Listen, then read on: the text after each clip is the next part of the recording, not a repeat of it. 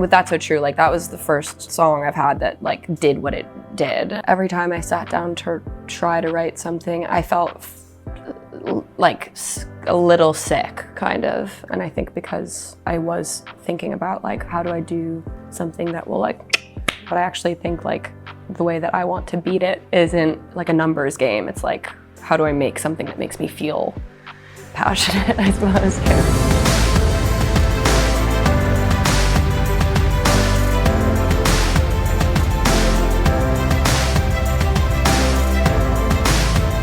Having been in Taylor's orbit, and she is like the most well-known artist there is, it really helps put everything into perspective where it's like, I don't really have it that bad in terms of the invasion of privacy. And like, I feel like I've learned a lot from her, obviously. But one of the things that I've felt lucky to observe is like how extreme it can be, because I think it helps right-size my own shit.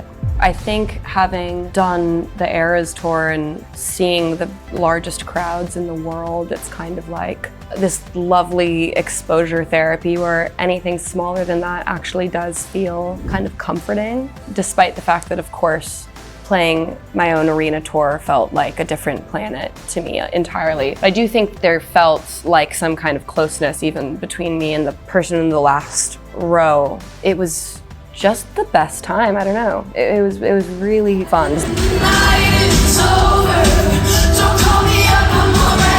I feel like my journaling habit is something that's forever grounding for me, regardless of where I am. And any kind of writing does that for me. It kind of just like switches my brain into this like state where I could be anywhere. And I appreciate that. On the road with touring, like even the 45 minutes where I'm doing my own makeup, there's something that is very silent, and it feels like some kind of like little meditation period where my brain turns off and I'm not like performing socially or literally.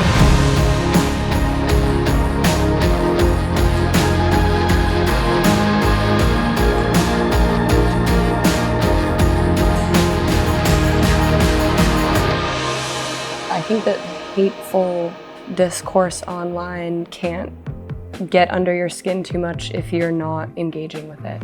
A lot of how I feel at this point in my life in general about public perception or otherwise, it's just like, feels like an important moment to try to protect your inner peace. And I feel like any time that I've slipped into paying too much attention to that, it's like if I'm spending my days like that, it's not good for me as a person. It's not good for the art that I want to make. It's boring as hell. To be honest, like being off of social media recently has really helped me get out of the headspace of like just like numbers, period. With That's So True, like that was the first song I've had that like did what it did. And while I've never been somebody that like has felt that through the phone necessarily before, it was like there are more people telling you what's going on charts wise or radio wise or like streaming numbers, whatever. It's like that can start to like be internalized. And I actually really hate how that feels. Over the holiday, like end of the year into the beginning of this year, every time I sat down to try to write something, I felt like a little sick, kind of. And I think because I was thinking about like, how do I do something that will like beat it? But I actually think like the way that I want to beat it isn't like a numbers game. It's like, how do I make something that makes me feel passionate, I suppose, yeah.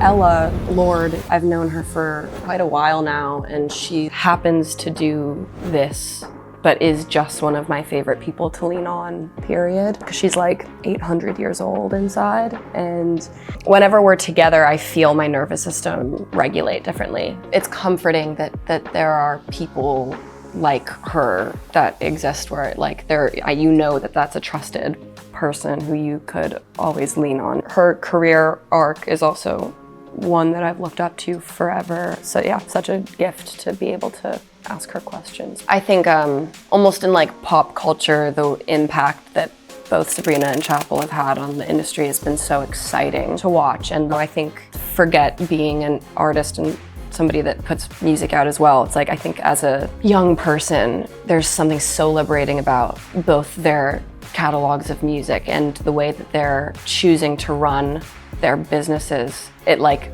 is so obviously them through and through that like I find that to be deeply inspiring. I'm a mega fan of both of theirs, and yeah, just constantly kind of like screaming my head off for them.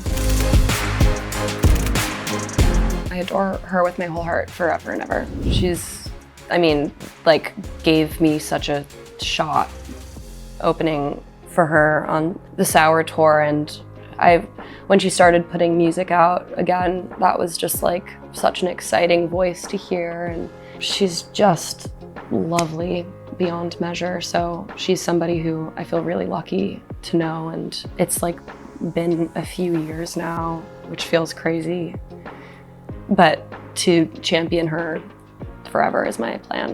Yeah, she's the sweetest. I can't wait to watch her Glastonbury set. I mean, all the festivals this summer, I'm just like so stoked. It's gonna be so fun. Close to you, close to you, close to you. I was an introverted kid. Like I was like writer kid, you know what I mean? Like that was just my impulse. Really like the songs that I would hear playing in the house or on the drive to school, and that was the Joni Mitchell obsession origin, like really hearing her voice forever. And I think almost having that baked into these big feelings that like then when I grew up more and was able to actually like understand her lyrics, it just hit 10 times harder. But also there's that like deep tie in knowing that my mom has loved her music forever. I just like felt emotional in that way.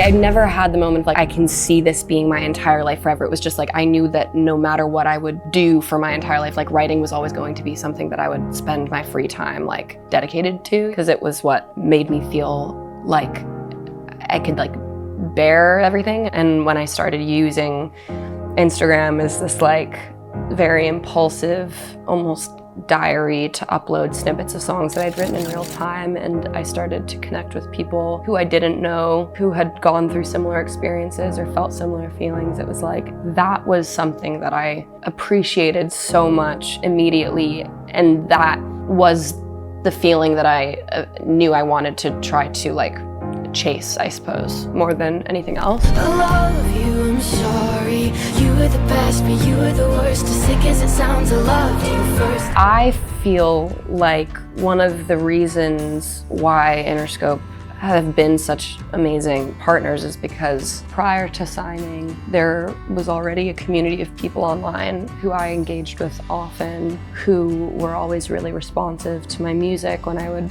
upload snippets, and I made them aware that that was what was most important to me, the writing and then that connection, and they seemed to value that as much as I did. So I trusted them. And I guess that was like, yeah, really like my priority when thinking about doing music for even like another year back then, you know what I mean? I was like, oh, when I look at this next year, I want the shows to feel a certain way. I want releases to feel a certain way. I want the people that care to feel like they know that I know that they care. Like I wanted it all to feel as integrated as possible. But I definitely didn't have such a broad imagination to certainly never assume, but like zero expectation around any of what's happened.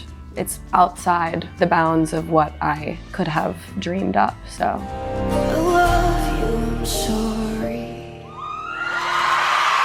Being able to trust everyone I work with to the degree that I do is probably, unfortunately, a very rare feeling, but I like lean on these women. I admire the way that they work. I look up to the way that they treat other people.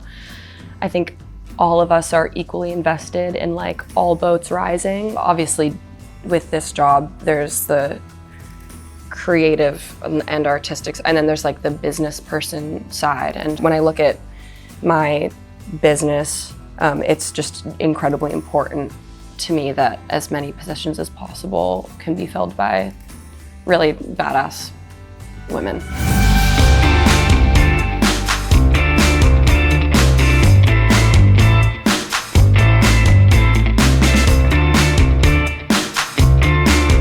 The last week that I went to Long Pond was at the top of the year, right before I left for tour. And it was the first time in a while where I felt like I had nothing to say. And I was actually quite aggravated with myself that I had booked that time, because I went into it being like, oh, I feel like I'm gonna waste Aaron's time right now, and his time is precious. And I didn't go in being like, this is a relationship I want to write about. This is like a feeling that I've got bubbling inside. It was more, I felt a little bit disconnected from myself. And then I think it speaks to the power of like long time collaboration when you're able to feel that way and enter a room with someone like Aaron and leave the week with a handful of songs that I couldn't have anticipated writing ever necessarily, and songs that have excited me like sonically but really thematically as well. I think like it feels undeniable that like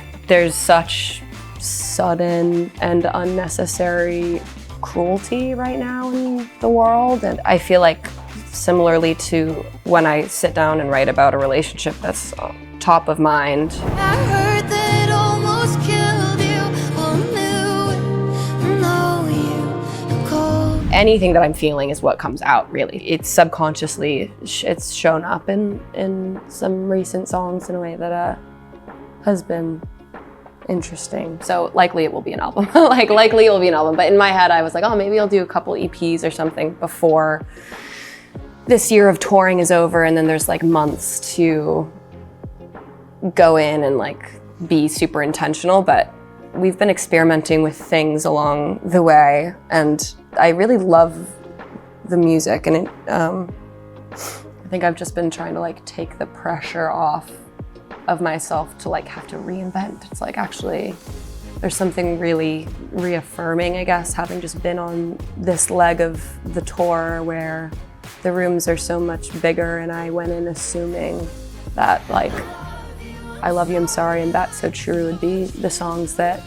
are screamed the loudest, but it's like they're as loud as Camden, for example. I'm like, whoa. What was I thinking, looking for a sign, as if I've ever seen the stars align? That made me feel like I can go into this next chapter and not feel like I need to like reinvent the wheel. I feel lucky that when I sit down to write, I'm still not, still now I'm not thinking about like, if I'm like half a verse in, I'm like, what will happen when this song is out in the world? It's like writing for me has always, since I was little, been the thing that I've turned to in order to process my feelings in a way that is like most productive. I think like I've always found it easier to write about how I feel instead of like communicating it directly with people. So when I write music, that's still true. And so there's definitely nothing that I'm like beating around the bush, with. Like I think it's always quite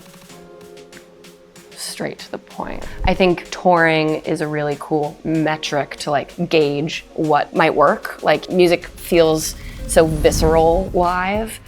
And I've been very excited about the concept of like not only reimagining certain songs that we've been playing, but also like as I move into tying up loose ends production-wise on some of these new songs, it's like I want it to feel powerful. And I think like when you think about a festival set, you want everything to be punchy as hell.